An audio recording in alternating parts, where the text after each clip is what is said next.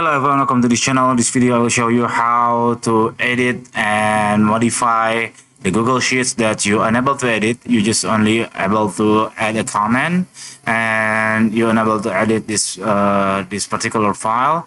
So how to do it? It's just really easy. If you access on the kind of Google Sheets like this, what you have to do is just click on File on the left upper here, and then you click Make a Copy.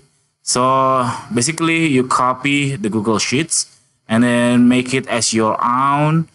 It is completely on your own, so you will able to edit on this new duplicate Google Sheets. Okay, that's it. This very simple tutorial. I hope it's helpful for you. If it's, please subscribe our channel. Thank you for watching. Bye.